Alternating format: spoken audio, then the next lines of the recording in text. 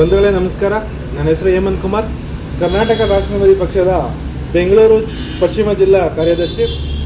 ಬಂಧುಗಳೇ, ಏನು ನಿನ್ನೆಯಿಂದ ಫೇಸ್ಬುಕ್ಕು ಮತ್ತು ಮಾಧ್ಯಮಗಳಲ್ಲಿ ಏನು ಹರಿದಾಡ್ತಾ ಇದೆ, ಏನು KRS ಪಕ್ಷದ ಸೈನಿಕರ ಮೇಲೆ, ಏನು KRS ಪಕ್ಷದ ಕಾರ್ಯಕರ್ತರು ಸರ್ಕಾರಿ ಅಧಿಕಾರಿಗಳಿಗೆ ಹೋಗಿ ಸರ್ಕಾರಿ ಕೆಲಸಕ್ಕೆ ಅಡ್ಡಿಪಡಿಸಿದ್ರೆ ಮುಲಾಜಿಲ್ಲದೆ ಕ್ರಮ ಕೈಗೊಳ್ಳಬೇಕು ಮತ್ತು ಅವ್ರ ಮೇಲೆ FIR ದಾಖಲಿಸಬೇಕು ಅಂತ ಅದು ಒಂದು ಹೇಳೋಕ್ಕೆ ಇಷ್ಟಪಡ್ತಾ ಇದ್ದೀನಿ. ಅದು ಆದೇಶ ಅಲ್ಲ, ಅದೊಂದು ಜ್ಞಾಪನಾ ಪತ್ರ. ಏನು ಅಧಿಕಾರಿಗಳು ಸರ್ಕಾರದ ಲೆವೆಲಲ್ಲಿ ನಡೆಯುವಂಥ ಪತ್ರ ವ್ಯವಹಾರ ಅಷ್ಟೇ.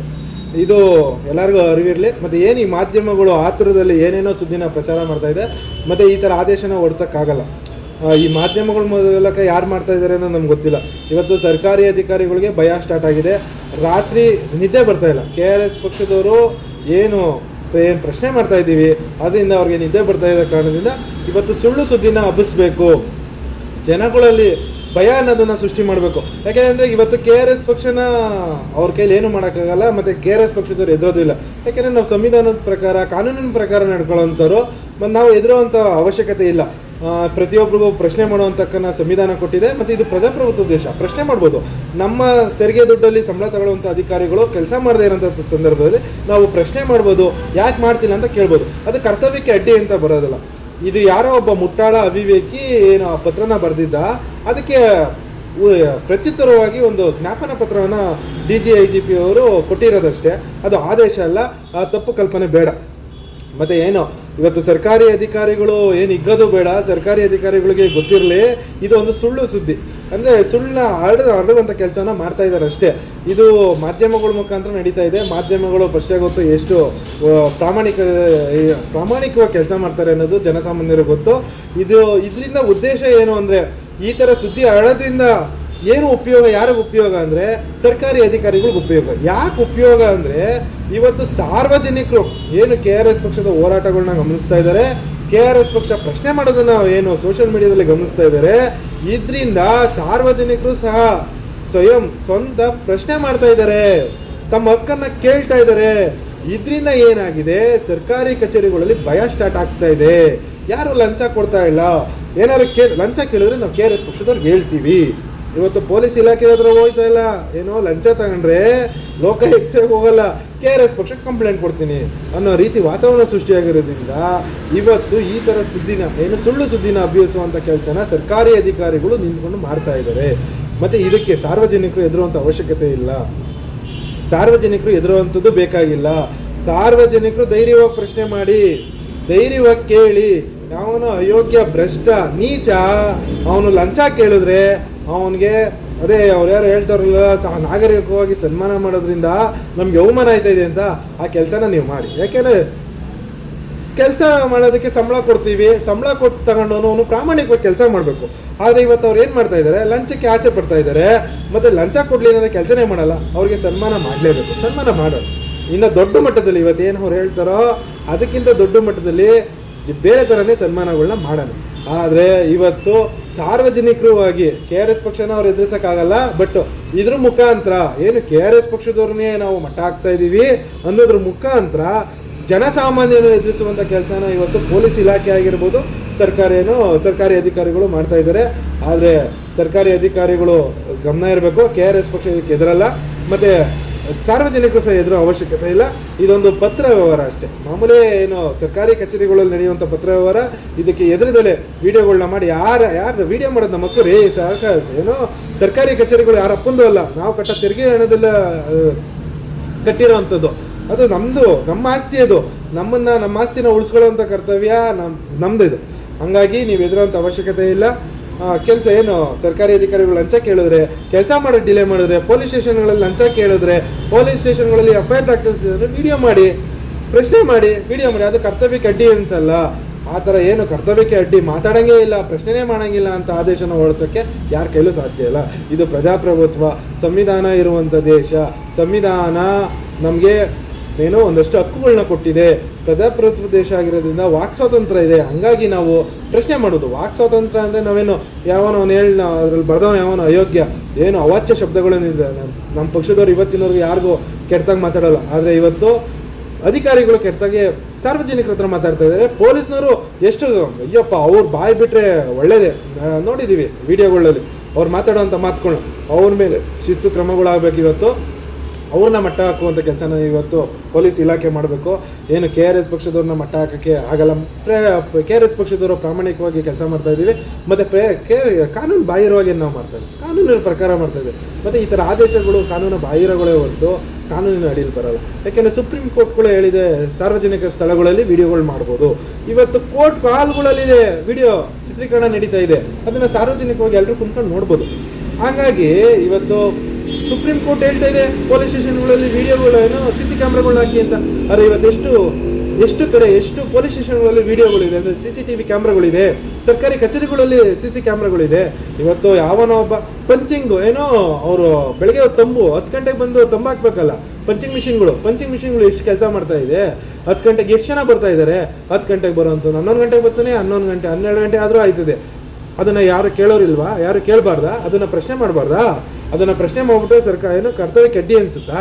ಅದೇ ಇವತ್ತು ಕೆಲಸ ಮಾಡೋಕ್ಕೆ ಯೋಗ್ಯತೆ ಇಲ್ಲದವ್ರವ್ರಿಗೆ ಇದು ಕರ್ತವ್ಯಕ್ಕೆ ಅಡ್ಡಿ ಅನಿಸ್ತದೆ. ಕೆಲಸ ಮಾಡೋವಂಥವ್ರಿಗೆಲ್ಲ ಪ್ರಾಮಾಣಿಕರಿಗೆ ಇದು ಆಗಲ್ಲ. ಯಾವನು ಅಯೋಗ್ಯ ನೀಚ ಭ್ರಷ್ಟ ಇದ್ದಾನೋ ಅವನು ಇಲ್ಲಿ ಕುತಂತ್ರ ಮಾಡ್ತಾ ಇದ್ದಾನೆ. ಅದಕ್ಕೆಲ್ಲ ಎದುರುವಂಥದ್ದು ಜನಸಾಮಾನ್ಯರು ಎದುರುವಂಥದ್ದು ಬೇಡ. ಯಾಕೆಂದರೆ KRS ಪಕ್ಷ ನಾವು ಎದುರಲ್ಲ. KRS ಪಕ್ಷ ಇಂಥ ಯಾವುದೋ ಏನು ಅರ್ಥ ಇಲ್ಲದಿರೋ ಕಾನೂನು ಬಾಹಿರ ಅದು ಪಾಪ ಅದು ಆದೇಶನೇ ಅಲ್ಲ. ಅವ್ರು ಹೇಳ್ತಾರೆ ಆ ಥರ ಆದೇಶಗಳಿಗೆಲ್ಲ KRS ಪಕ್ಷ ಎದುರುವಂಥ ಮಾತೇ ಇಲ್ಲ.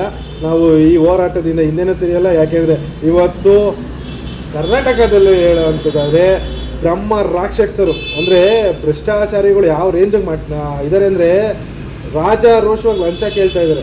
ಈ ಥರ ಏನಾರು ಆದೇಶಗಳು ಬಂದ್ಬಿಡ್ತು ಅಂದರೆ ಗ್ರೀನ್ ಸಿಗ್ನಲ್ ಕೊಟ್ಟಂಗೆ ಅಂದರೆ ಹೋಗು ಆರಾಮಾಗಿ ನೀನು ಯಾವನ್ ಬೇಕಾದ್ರೂ ಪ್ರಶ್ನೆ ಮಾಡಿದ್ರೆ ನೀನು ಲಂಚ ಕೇಳಿದ್ದು ಯಾಕೆ ಅಂದವನಿಗೆ ಹೋಗಿ ಕೋರ್ಟು ಏನೋ ಅಲ್ಲಿ ಕೇಸ್ ಹಾಕೋ ಅನ್ನೋ ಥರ ಆಗ್ಬಿಡುತ್ತೆ. ಆ ಥರ ಆದೇಶನ ಕೊಡೋಕ್ಕಾಗಲ್ಲ, ಅದು ಆದೇಶ ಮಾಡೋಕ್ಕಾಗಲ್ಲ. ಹಾಗಾಗಿ ಯಾರು ಎದುರುವಂಥ ಅವಶ್ಯಕತೆ ಇಲ್ಲ.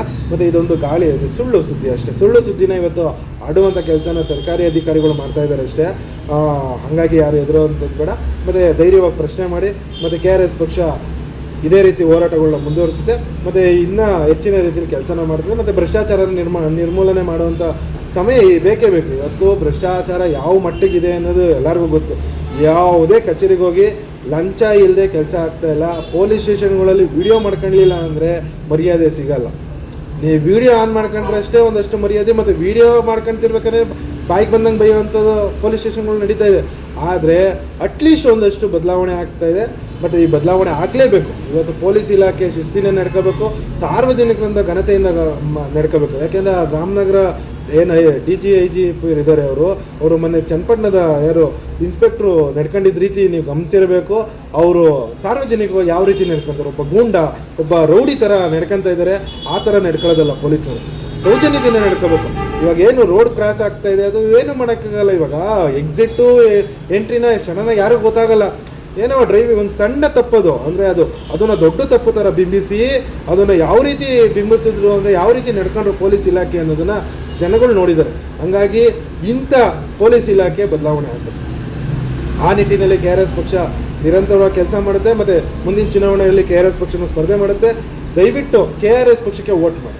ಯಾಕೆ ಅಂದರೆ ಇವತ್ತು ಭ್ರಷ್ಟಾಚಾರ ನಿಲ್ಲಬೇಕು ಅಂದರೆ, ಭ್ರಷ್ಟಾಚಾರನ ತಡಿಬೇಕು ಅಂದರೆ KRS ಪಕ್ಷ ಅಧಿಕಾರಕ್ಕೆ ಬಂದರೆ ಸಾಧ್ಯ. ಹೋರಾಟ ಮಾಡೋದ್ರಿಂದ ಹೋರಾಟ ಮಾಡ್ಬೋದಷ್ಟೇ, ಅಧಿಕಾರಕ್ಕೆ ಬರದೆ ಬದಲಾವಣೆ ಮಾಡೋಕ್ಕಾಗಲ್ಲ. ನಾವು ಹೋರಾಟನೇ ಮಾಡ್ತಾ ಇರಬೇಕಾಯ್ತದೆ. ದಯವಿಟ್ಟು KRS ಪಕ್ಷಕ್ಕೆ ಓಟ್ ಹಾಕೋದ್ರ ಮುಖಾಂತರ ಜನ ಬದಲಾವಣೆ ಆಗ್ತಾ ಇದ್ದಾರೆ. ಮುಂದಿನ ದಿನಗಳಲ್ಲಿ ಇವರು KRS ಪಕ್ಷದವರು ಅಧಿಕಾರಕ್ಕೆ ಬರ್ತಾರೆ, ನಮ್ಗೆ ಉಳಿಗಾಲ ಇಲ್ಲ ಅಂತನಾದ್ರು ಒಂದಷ್ಟು ಬದಲಾವಣೆ ಆಗ್ತಾರೆ. ಹೆಚ್ಚು ಓಟ್ ಹಾಕೋದನ್ನು ಹೆಚ್ಚು ಮಾತಾಡೋದನ್ನ KRS ಪಕ್ಷದ ಪರವಾಗಿ ಮಾಡಿ. ಸಣ್ಣ ಪುಟ್ಟ ವೀಡಿಯೋಗಳನ್ನಾದರೂ ಮಾಡಿ ಹಾಕಿ. ದಯವಿಟ್ಟು ನಮ್ಮ ವಿಡಿಯೋಗಳನ್ನ ಶೇರ್ ಮಾಡಿ.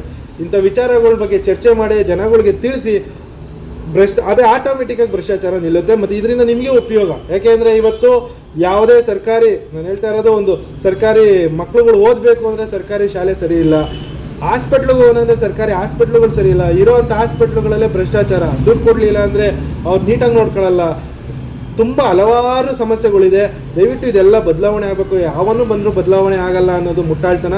ಮತ್ತು ಆ ಮುಟ್ಟಾಳ್ತನದಿಂದ ಆಚೆ ಬಂದು ಇಲ್ಲ ಬದಲಾವಣೆ ಮಾಡುವಂಥ ಕೆಲಸಕ್ಕೆ ಮತ್ತು ಬದಲಾವಣೆ ಮಾಡಲೇಬೇಕು ಅನ್ನೋದನ್ನು ನೀವು ಮಾಡಿ. ಯಾಕೆಂದರೆ ಭ್ರಷ್ಟಾಚಾರ ತನಗೆ ತಾನೇ ನಿಲ್ಲಿಸ್ಬೇಕು. ಇವತ್ತು ಜನಸಾಮಾನ್ಯರು ಮನಸ್ಸು ಮಾಡಿದ್ರೆ ಭ್ರಷ್ಟಾಚಾರ ನಿಲ್ಲಿಸ್ಬೋದು. ಇವತ್ತು KRS ಪಕ್ಷ T-ಶರ್ಟ್ ಹಾಕೊಂಡವ್ರೆ ಲಂಚ ತಗೊಳ್ಳೋಕ್ಕೆ ಯೋಚನೆ ಮಾಡ್ತಾರೆ ಅಂದರೆ ಯಾಕೆ ಭ್ರಷ್ಟಾಚಾರ ನಿಲ್ಲಲ್ಲ? ಟೀ ಶರ್ಟ್ ಹಾಕೊಂಡು ಹೋಗಿ ಒಂದು ಅರ್ಧ ಗಂಟೆ ಸರ್ಕಾರಿ ಅಧಿಕಾರಿಗಳು ಸರ್ಕಾರಿ ಕಚೇರಿ ಮುಂದೆ ನಿಂತ್ಕೊಂಡ್ರೆ ಅಲ್ಲಿ ಲಂಚ ಕೇಳೋದಕ್ಕೆ ಭಯ ಪಡ್ತಾನೆ. ಅಂದರೆ ಭ್ರಷ್ಟಾಚಾರ ನಿಲ್ಲುತ್ತೆ. ಅಂದರೆ ಇನ್ನು KRS ಪಕ್ಷ ಅಧಿಕಾರಕ್ಕೆ ಬಂದರೆ ನಾನು ಭ್ರಷ್ಟಾಚಾರ ನಿಲ್ಲಲ್ವಾ? ನಿಂತೇ ನಿಲ್ಲುತ್ತೆ. ಈ ಯಾವನ್ ಬಂದರೂ ನಿಲ್ಸೋಕ್ಕಾಗಲ್ಲ, ಯಾವನ್ ಬಂದರೂ ಭ್ರಷ್ಟಾಚಾರ. ಇದನ್ನು ಹೇಳೋ ಅಂತಾರೆ ಯಾರು ಅಂದರೆ ಭ್ರಷ್ಟಾಚಾರಿಗಳು. ಭ್ರಷ್ಟಾಚಾರದಿಂದ ಫಲಾನುಭವಿಗಳು ಮಾತ್ರ ಇದನ್ನು ಹೇಳಕ್ಕೆ ಸಾಧ್ಯ. ಯಾಕೆಂದರೆ ನಾವೇನಾದ್ರು ಅಧಿಕಾರಕ್ಕೆ ಬಂದರೆ ಇಲ್ಲ ನಾವೇನಾದ್ರು ಅಲ್ಲಿಗೆ ಬಂದರೆ ಯಾರಿಗೆ ನಷ್ಟ ಆಗೋದು? ಭ್ರಷ್ಟಾಚಾರ ಮಾಡ್ತಿರೋರಿಗೆ ಕಷ್ಟ ಆಗುತ್ತೆ. ಹಂಗಾಗಿ ಅವರು ನಿಮ್ಮನ್ನು ದಾರಿ ತಪ್ಪಿಸುವಂಥ ಕೆಲಸನ ಮಾಡ್ತಾ ಇದ್ದಾರೆ. ನೀವು ದಾರಿ ತಪ್ಪೋದು ಬೇಡ. ಮತ್ತು ಇದೆಲ್ಲ ಸರಿ ಹೋಗುತ್ತೆ. ಭ್ರಷ್ಟಾಚಾರ ನಿಲ್ಲೇಬೇಕು, ನಿಂತೇ ನಿಲ್ಲುತ್ತೆ. KRS ಪಕ್ಷ ಮುಂದಿನ ದಿನಗಳು ದೊಡ್ಡ ದೊಡ್ಡ ಹೋರಾಟಗಳನ್ನ ಮಾಡ್ತಾ ಇದೆ. ಮತ್ತು ಮುಂದೆ ಬರುವಂಥ ಎಲೆಕ್ಷನ್ಗಳಲ್ಲೂ ಕಂಟೆಸ್ಟ್ ಮಾಡುತ್ತೆ. ಎಲ್ಲರೂ ದಯವಿಟ್ಟು ಇವತ್ತು ದರಿದ್ರ JDS, ಕಾಂಗ್ರೆಸ್, BJP ಪಕ್ಷಗಳಿಗೆ ಮತ ಹಾಕಿ ನಿಮ್ಮ ಹಕ್ಕುಗಳನ್ನ ಕಳ್ಕೊತಾ ಇದ್ದೀರಾ. ಅದನ್ನು ಮತ್ತೆ ಸ್ಥಾಪಿಸಬೇಕು ಅಂದರೆ KRS ಪಕ್ಷ ಕೋಟ್ ಮಾಡಿ. ಮತ್ತು ಇವತ್ತೇನು ನಿನ್ನೆ ಆದೇಶ ಅಂತ ಹೇಳ್ತಾರೆ, ಅದು ಆದೇಶ ಅಲ್ಲ, ಅದೊಂದು ಜ್ಞಾಪನ ಪತ್ರ ಅಷ್ಟೇ. ಅಂದರೆ ಪತ್ರ ವ್ಯವಹಾರ ಅಷ್ಟೇ. ಸರ್ಕಾರದ ಲೆವೆಲಲ್ಲಿ ಸರ್ಕಾರಿ ಅಧಿಕಾರಿಗಳು ಸರ್ಕಾರಿ ಕಚೇರಿಗಳು ನೀಡುವಂಥ ಪತ್ರ ವ್ಯವಹಾರ ಅಷ್ಟೇ. ಅದಕ್ಕೆ ಯಾರು ಎದುರುವಂಥ ಅವಶ್ಯಕತೆ ಇಲ್ಲ. ಮತ್ತು KRS ಪಕ್ಷ ಅದಕ್ಕೆಲ್ಲ ಎದುರೋದು ಇಲ್ಲ. ಮತ್ತು ಮುಂದಿನ ದಿನಗಳಲ್ಲಿ ದೊಡ್ಡ ದೊಡ್ಡ ಹೋರಾಟಗಳನ್ನು ಮಾಡುತ್ತೆ. ಮತ್ತು ಸರ್ಕಾರಿ ಕಚೇರಿಗಳು ಲಂಚ ತಗೊಂಡು ಪ್ರಶ್ನೆನೂ ಮಾಡುತ್ತೆ, ವಿಡಿಯೋನೂ ಮಾಡುತ್ತೆ. ಮತ್ತು ವಿಡಿಯೋ ಮಾಡಬೇಡಿ ಅಂತ ಹೇಳೋದಕ್ಕೆ ಯಾರ ಕೈಲೂ ಅಧಿಕಾರ ಇಲ್ಲ. ದಯವಿಟ್ಟು ಸರ್ಗೆ ಇದು KRS ಪಕ್ಷದ ಜೊತೆ ಬೆಂಬಲಿಸಿ. ಮತ್ತು KRS ಪಕ್ಷ ಸಾಧ್ಯವಾದಷ್ಟು ನಿಮ್ಮ ಊರುಗಳಲ್ಲಿ KRS ಪಕ್ಷದ ಸದಸ್ಯರುಗಳಾಗಿ ಮತ್ತು ಅಲ್ಲಿ ನಡೆಯುವಂಥ ಅನ್ಯಾಯ ಅಕ್ರಮಗಳನ್ನ ಪ್ರಶ್ನೆ ಮಾಡೋದ್ರಿಂದ ಎಲ್ಲ ಬದಲಾವಣೆ ಆಗುತ್ತೆ. ನಾನು ಬದಲಾವಣೆ ಆದರೆ ನೀನು ಅಂದರೆ ಅವರು ಬದಲಾವಣೆ ಆಗ್ತಾರೆ. ಯಾರು ಪ್ರಶ್ನೆ ಮಾಡೋದ್ರಿಂದ ಶುರು ಆದರೆ ಆಟೋಮೆಟಿಕ್ಕಾಗಿ ತನಗೆ ತಾನೇ ಭ್ರಷ್ಟಾಚಾರ ನಿಲ್ಲುತ್ತೆ. ಒಬ್ಬರು ಪ್ರಶ್ನೆ ಮಾಡೋವರೆಗೂ ಅಷ್ಟೇ, ಇನ್ನೊಬ್ರು ಜೊತೆಲಿ. ಯಾಕೆಂದರೆ ಊರುಗಳಲ್ಲಿ ಗ್ರಾಮ ಪಂಚಾಯತಿಗಳಲ್ಲಿ ಪ್ರಶ್ನೆ ಮಾಡೋಕ್ಕೆ ಸ್ಟಾರ್ಟ್ ಆಗ್ಬಿಟ್ರೆ ಜೊತೆಲಿ ನಿಲ್ತಾರೆ ನಿಮ್ಮ ಅಕ್ಕಪಕ್ಕದ ಜನ. ಅಂದರೆ ನಿಮ್ಗೆಲ್ಲ ಹಳ್ಳಿಗಳ ಕಡೆಯಲ್ಲಿ ಏನಂದರೆ ಎಲ್ಲ ಅಣ್ಣ ತಮ್ಮಂದಿರಾಗಿರೋದ್ರಿಂದ ಬಿಟ್ಕೊಡೋಲ್ಲ. ಕೆಲವೊಂದು ವಿಚಾರಗಳಲ್ಲಿ ಅಲ್ಲಿ ಒಗ್ಗಟ್ಟು ಜಾಸ್ತಿ ಇದೆ, ಎಲ್ಲ ಕಡೆನೂ ಒಗ್ಗಟ್ಟು ಇದೆ. ಬಟ್ ಅಲ್ಲಿ ಜಾಸ್ತಿ ಒಗ್ಗಟ್ಟು ಇರೋದ್ರಿಂದ ದಯವಿಟ್ಟು ಹಳ್ಳಿಗಳಲ್ಲಿ ಜಾಸ್ತಿ ಪಕ್ಷದ ವಿಚಾರಗಳಲ್ಲಿ ಮಾತಾಡಿ, ಯಾರು ಪಕ್ಷದ ಸದಸ್ಯರಾಗಿದ್ದರೆ ಅಲ್ಲಿ ಪಕ್ಷದ ಸಂಖ್ಯೆನ ಜಾಸ್ತಿ ಮಾಡಿ, ಸದಸ್ಯರ ಸಂಖ್ಯೆ ಜಾಸ್ತಿ ಮಾಡಿ, ಮತ್ತು ಪ್ರಶ್ನೆ ಮಾಡಿ, ವಿಡಿಯೋಗಳು ಮಾಡಿ ಅಪ್ಲೋಡ್ ಮಾಡಿ. ಇವ್ರಿಗೇನು ಅವಮಾನ ಆಗ್ತಾ ಇದೆ ಅನ್ನೋದು ಜಾಸ್ತಿ ಮಾಡೋಣ. ಯಾಕೆಂದರೆ ಬದಲಾವಣೆ ಆಗಬೇಕು. ಇವತ್ತು ಅವಮಾನ ಆಗ್ತಾ ಇದೆ ಅಂದರೆ ಬದಲಾವಣೆ ಆಗಲಿ. ಇವರು ಬದಲಾವಣೆ ಆಗಬೇಕು ಅನ್ನೋ ಮನಸ್ಸಿಲ್ಲ, ಮಟ್ಟ ಹಾಕಬೇಕು, KRS ಪಕ್ಷ ನಿಲ್ಲಿಸ್ಬೇಕು. ಇವರು ಬದಲಾವಣೆ ಆಗಲ್ವಂತೆ. KRS ಪಕ್ಷ ನಾವೇನು ಹೋರಾಟ ಮಾಡ್ತಾ ಇದ್ದೀವಿ ಅದನ್ನು ನಿಲ್ಲಿಸ್ಬೇಕಂತೆ ಸರ್ಕಾರಿ ಕಚೇರಿಗೆ ಹೋಗ್ಬಿಟ್ಟು ವಿಡಿಯೋ ಮಾಡೋಂಗಿಲ್ವಂತೆ. ಯಾಕೆ ವಿಡಿಯೋ ಮಾಡೋಂಗಿಲ್ಲ? ನಾವು ವಿಡಿಯೋ ಮಾಡ್ತೀವಿ. ಮತ್ತು ಇದನ್ನೆಲ್ಲ ಭ್ರಷ್ಟಾಚಾರನ ನಿಯಂತ್ರಣ ಮಾಡಬೇಕು ಅಂದರೆ ಏನೇನು ಮಾಡಬೇಕು ಅದನ್ನು ನಾವು ಮಾಡ್ತೀವಿ. ಯಾಕೆಂದರೆ ಇವತ್ತಿನ ವ್ಯವಸ್ಥೆ ಸಂಪೂರ್ಣ ಹದಗೆಟ್ಟಿರೋದ್ರಿಂದ KRS ಪಕ್ಷ ಅಧಿಕಾರಕ್ಕೆ ಬರಬೇಕು. ಮತ್ತು KRS ಪಕ್ಷ ಹೋರಾಟಗಳನ್ನ ಮಾಡಲೇಬೇಕು. ಇವತ್ತು ಒಂದಷ್ಟು ಪೊಲೀಸ್ ಇಲಾಖೆ ಆಗಿರ್ಬೋದು, ಸರ್ಕಾರಿ ಅಧಿಕಾರಿಗಳು ಪ್ರಾಮಾಣಿಕವಾಗಿ ಕೆಲಸ ಮಾಡ್ತಾ ಇದ್ದಾರೆ ಅಂದರೆ, ಮತ್ತು ಭಯ ಬೀಳ್ತಾ ಇದ್ದಾರೆ ಅಂದರೆ KRS ಪಕ್ಷ ಅಷ್ಟೇ. KRS ಪಕ್ಷದ ಹೋರಾಟದಿಂದ ಇರಪ್ಪ KRS ಪಕ್ಷದವ್ರಿಗೆ ಹೇಳ್ಬಿಡ್ತಾರೆ ಅನ್ನೋ ಒಂದು ಕಾರಣದಿಂದನೇ ಒಂದಷ್ಟು ಕೆಲಸಗಳಾಗ್ತಾ ಇದೆ. ಯಾಕೆಂದರೆ KRS ಪಕ್ಷ DP ಹಾಕೊಂಡಿರೋರಿಗೆ ಕೆಲಸ ಮಾಡ್ಕೊಂಡು ಕೊಡ್ತಾರೆ. KRS ಪಕ್ಷ ಟೀ ಶರ್ಟ್ ಹಾಕೊಂಡು ಹೋಗಿ ಭಯ ಬಿದ್ದು ಕೆಲಸ ಮಾಡ್ತಾರೆ. ಭಯ ಬಿದ್ದು ಮಾಡುವಂಥದ್ದು ಏನಿಲ್ಲ, ಅವರು ಪ್ರಾಮಾಣಿಕ ಕೆಲಸ ಮಾಡಬೇಕು. ಆದರೆ ಭ್ರಷ್ಟಾಚಾರ ತುಂಬಿರೋದ್ರಿಂದ ಯಾರು ಒಬ್ರು ಬೇಕಲ್ವಾ ಬದಲಾವಣೆ ತರೋದಕ್ಕೆ. ಹಾಗಾಗಿ KRS ಪಕ್ಷ ಈ ನಿಟ್ಟಿನಲ್ಲಿ ಕೆಲಸ ಮಾಡ್ತಾ ಇದೆ, ಹೋರಾಟಗಳನ್ನ ಮಾಡ್ತಾ ಇದೆ. ಇದೇನೋ ರಾಜ್ಯಾದ್ಯಂತ ಮದ್ಯಪಾನನ ನಿಷೇಧ ಮಾಡಬೇಕು.